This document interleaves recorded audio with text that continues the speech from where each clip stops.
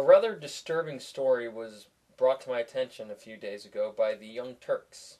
And this is the story that the United Kingdom is considering using a laser to as crowd control. Now, this really grabs at me because my passion in life is lasers. I have a bachelor's degree in physics. I am working for a laser manufacturer right now, and I am concurrently working on a master's degree in physics with a concentration in modern optics. So I know what I'm talking about. And this is my passion. This is what I want to do with my life. I love studying lasers.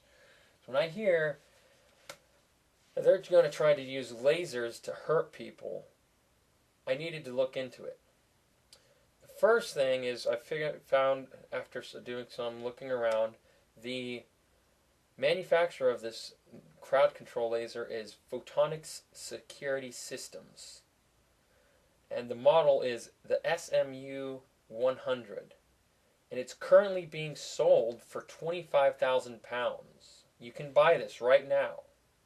Now, one thing to look at is the difference between Photonics Security Systems and the standard laser company. There's a standard practice among all laser companies that you tell everyone the specifications of the products you are selling. Now, if you are doing research and development and you are not yet put this on the market, then of course you're not going to let everyone know. But one thing to look at is the difference between Photonics Security Systems and the standard laser company. There's a standard practice among all laser companies that you tell everyone the specifications of the products you are selling. Now, if you are doing research and development and you are not yet put this on the market, then of course you're not going to let everyone know. But if it's on the market, as you can see, I'm showing one from Rofin.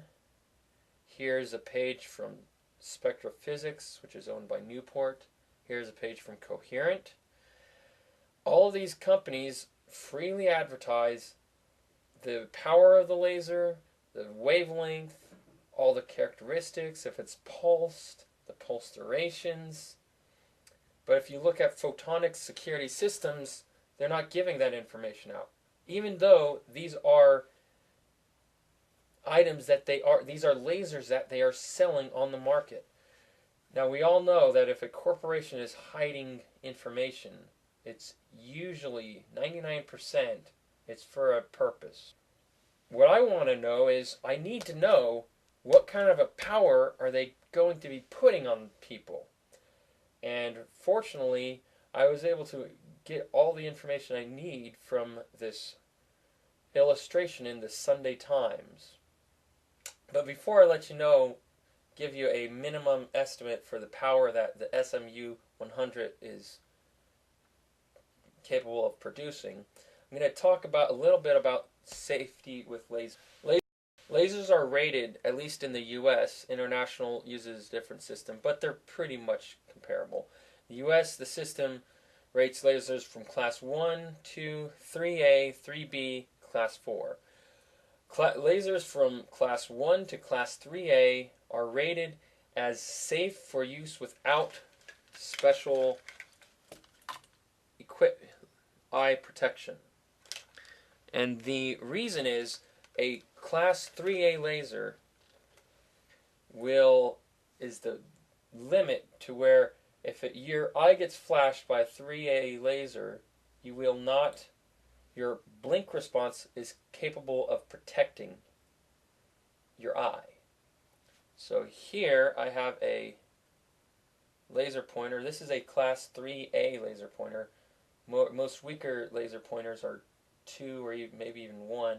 But this is a class 3A laser pointer. And it is allowed for use without safety goggles, or because the blink response will protect you. And that limit is at about 5 milliwatts. Well, I work with class 3B and class 4 laser. And once you step over that threshold of 5 milliwatts, you have to put one of these things on because your blink response will no longer protect you. Now, so I did a calculation of the power, a minimum power. So this equation here, P naught is the initial power coming out of the source of the laser. P of R and Z would be the power through an aperture. And for this case, I'm going to use it as the power that would be going through the eye. And I'm going to assume it's that threshold. So putting a minimum assumption of 5 milliwatts. And the R stands for the radius of the eye. The average human eye is about 12 millimeters in radius, if you assume it's a circle, even though it's not. And then W of Z is the distance the beam has diverted from the optic axis, and that is given from that Sunday Times paper to be 0.977 meters. Now, so I put in numbers, 0.005 over, and I plug in all the numbers. I end up with 16.6 watts, which is absolutely insane. I work with lasers from 300 milliwatts to 30 watts. A 15-watt laser will start fires inadvertently if you're not careful. So now we kind of got a minimum assumption. So the lowest possible power this thing's putting out is 16 watts. I'm going to talk about 3 major things that are hazards with lasers. The first is if you actually do blink your eyelid in time, in this case your eyes are still not protected, but what might happen is your eyelid gets burned. Now, what this will do is it simulates the symptoms of conjunctivitis, which is commonly known as pink eye, which is due to a viral infection. But the symptoms are far more acute because it's basically a second-degree burn on your eyelid. And if you've ever put your finger on a stove and you get a second-degree burn, you get a blister. That's what happens on your eyelid. That means your eye is now getting irritated. And you're also probably going to be photophobic due to the flash of light.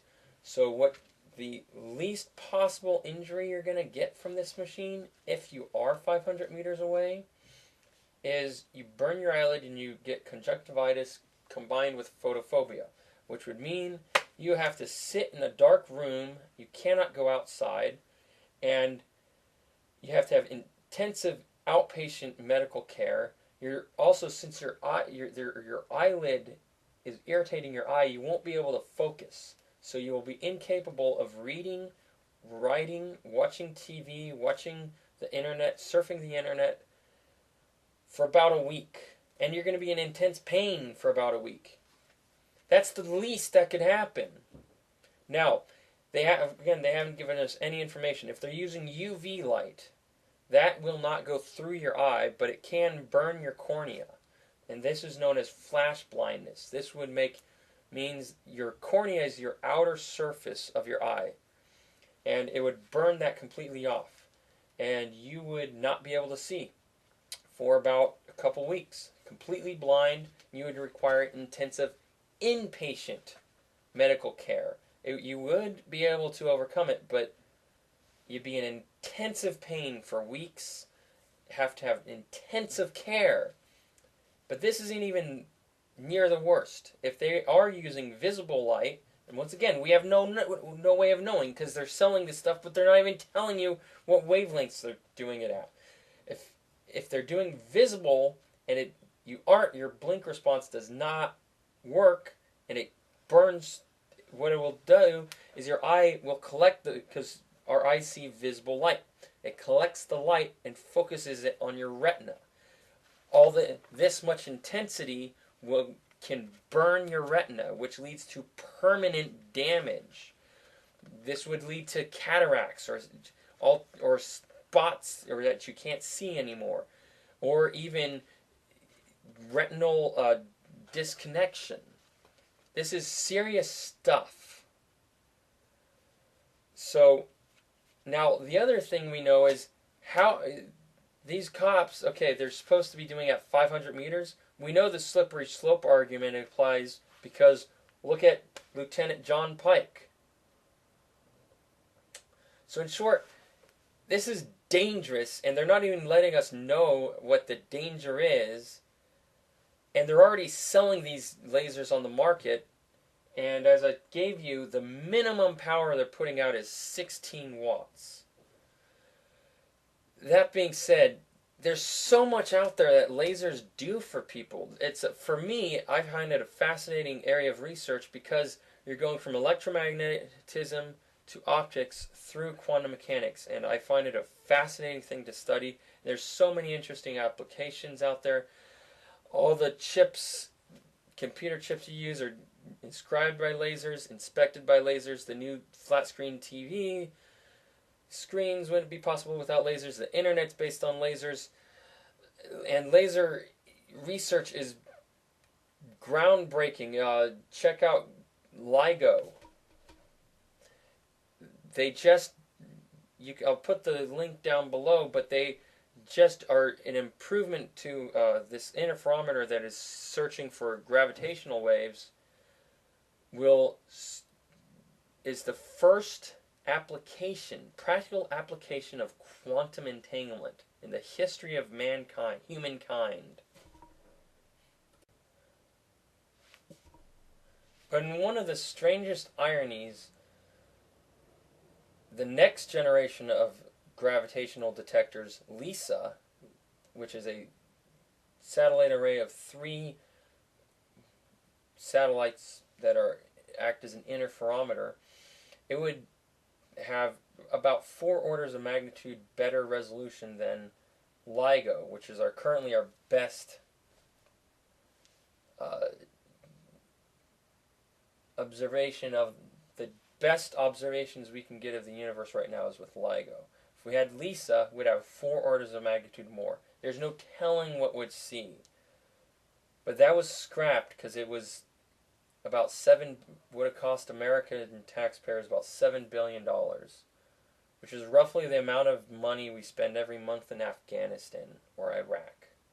So if we simply paused the war in Afghanistan, we could, for 1 month, we could fund LISA and use lasers to explore, to peer into areas of the universe we've never explored before. But it just saddens me, it sickens me that